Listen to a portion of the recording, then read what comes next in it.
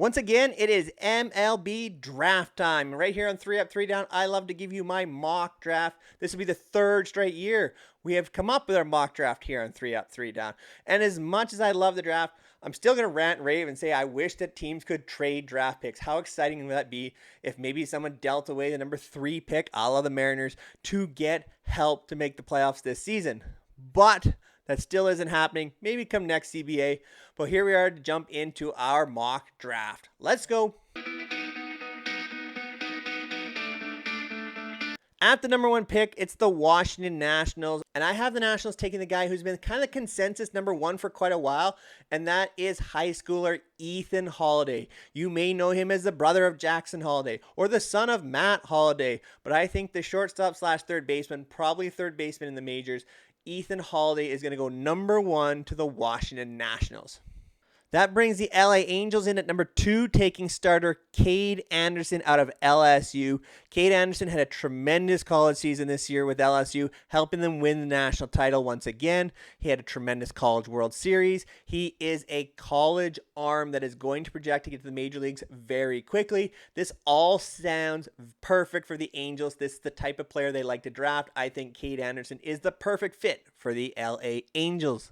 At number 3, it's going to be the Seattle Mariners. I have them taking shortstop Ava Arquette, considered the best college bat. It makes a lot of positional sense down the road for the Mariners as well. They have lots of pitching. They need some offense in Seattle. Give it a couple years, but Arquette in Seattle makes a lot of sense for the M's.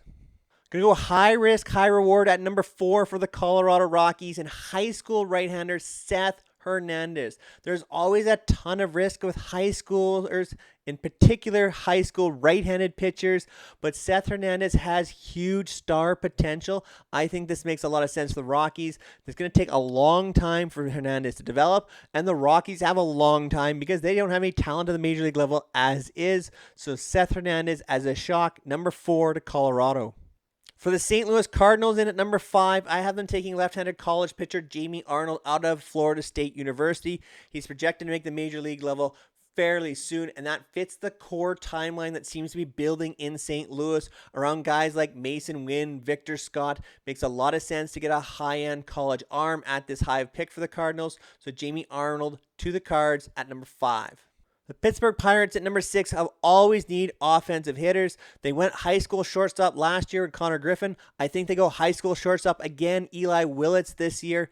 Griffin is more projecting as an outfielder or a star center fielder. Willits projects very well as a defensive shortstop who has a very quality bat as well, all-around type player. So Willits as a high school shortstop to the Pirates makes a lot of sense. Another high school shortstop at number 7 to the Miami Marlins in Billy Carlson. Carlson might be the second best high schooler in this draft after Ethan Holiday, but he's going to take a little while to develop. Not as polished in his all-around game as some of the others. So I think Billy Carlson slips a little bit to number 7, landing with the Marlins who can give him the time to develop.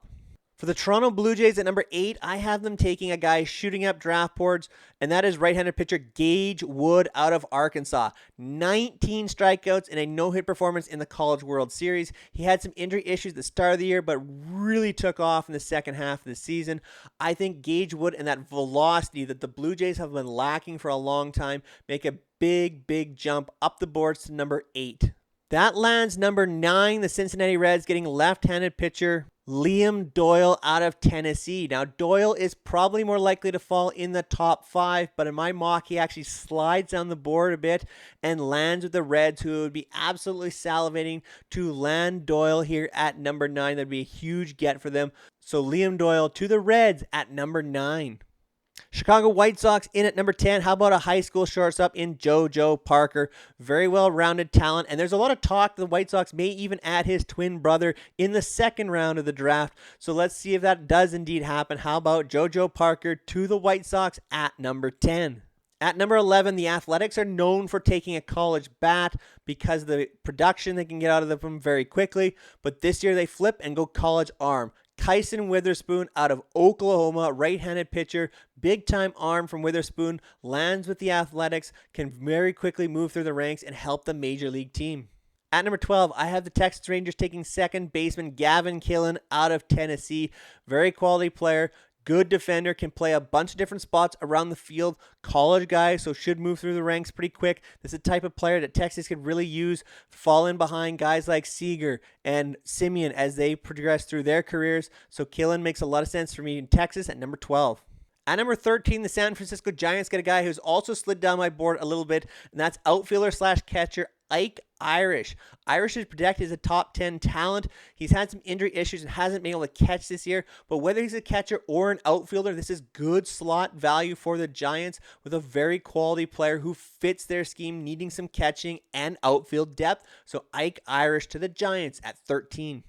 At number 14, I had the Tampa Bay Rays taking outfielder Brendan Summerhill out of Arizona. Now, Summerhill is almost a lock to become a 2020 guy in the big league level.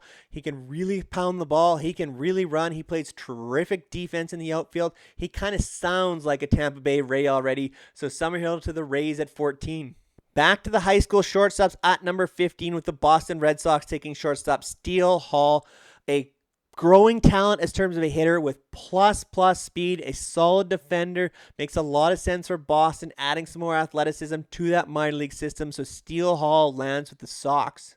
I've got the Golden Spikes Award winner, shortstop Wahia Aloy, landing with the Minnesota Twins at number 16. A shortstop with a ton of power, a lot of swing and miss, which is a bit of a red flag. Coming out of Arkansas, Aloy is a quality bat with a lot of thump. See if he can stick in the game as a shortstop. At number 17, the Chicago Cubs go the high school route with second baseman slash shortstop Kason Cunningham. Now, Cunningham probably projects more as a second baseman, and he's going to have to hit to stick at this type of position in the major league level, and boy, can he hit. So I've got Cunningham going number 17 to the Cubs. Another high school shortstop, Daniel Pierce, lands with the Arizona Diamondbacks at number 18. Solid all-around game. That brings the first round grade. So Pierce lands with the D-backs at 18. At number 19, I've got the Baltimore Orioles taking outfielder Jace Laviolette out of Texas A&M. Laviolette at one time was projected to be the number one player in this class, but a lot of swing and miss through his game, falling down the ranks, but I've got him landing with Baltimore at number 19. See if they can straighten out that swing a bit, and he can be a real talent in the outfield for the O's down the line. At number 20, I've got the Milwaukee Brewers taking shortstop Merrick Houston out of Wake Forest. Houston is already a major league level caliber defender, an elite defense. He's going to have to hit more to play more at the major league level, but see if the Brewers can develop that hit tool along the way for him and become a quality major league player. At number 21, I have the Houston Astros taking the best high school hitter in this class, third baseman Gavin Feen. Feen can absolutely mash the ball, produce at all levels through high school, lands with the Astros here, projects as a third baseman. We'll see how the arm plays for him through the minor league system, but Feen lands with the Astros at 21. Another guy rising up draft boards is Tyler Bremner out of UC Santa Barbara, and I have him landing with the Atlanta Braves at number 22. Really good second half of the season for Bremner, really establishing his fastball and the off-speed pitches. Looks like a true first-round talent, and I think Bremner lands with the Braves at number 22. Another high schooler, this time in third baseman, Xavier Neans, lands with the Kansas City Royals at 23 in my mock. Neans has a ton of power, 65 grade, and the Royals always seem to be looking for guys with power. So Neans to Kansas City makes a lot of sense to me at 23. Another power-hitting corner infielder comes at number 24 for me, and Andrew Fisher out of Tennessee, first baseman slash third baseman, landing with the Detroit Tigers. Ton of pop for a guy who played his time in the SEC. Fisher is a big-time bat, landing with the Tigers. Number 25, I got the high schooler Slater DeBrun landing with the San Diego Padres. It's almost a lock. The Padres take a high schooler every single year. Number 25 this year, Slater DeBrun. Very much a Corbin Carroll type of player. See if he can develop into that kind of talent for the Padres over the next few years. Top college catcher this year out of Coastal Carolina lands at number 26 for me, Caden Bodine. Maybe a potential JT Realmuto replacement in the next couple of years. Bodine is a quality defender with a good bat. See if he can develop to be that guy at the major league level for the Phillies, coming in at number 26.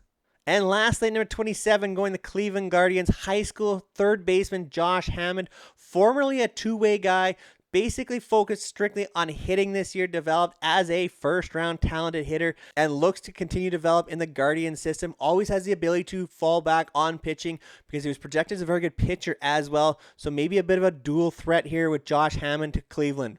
Now you may be wondering, well, where are the rest of the picks? Why are there not 30 picks in the first round? Well, the Dodgers, Mets, and Yankees have all gone over luxury tax thresholds and been penalized. So their picks have all been dropped 10 places, which means they've dropped out of the first round. So this year's MLB draft is only going to feature 27 first rounders before we get into competitive balance and supplemental picks. So there you have it. Let me know in the comment section down below who you hope your favorite team drafts and what you think of my mock draft. Greatly appreciate all your guys' support here on 3 Up, 3 Down. If you're in this kind of content, make sure you like, share, and subscribe to the channel. Appreciate all your support in the push for 1,000 subscribers. Until next time, take care, everyone.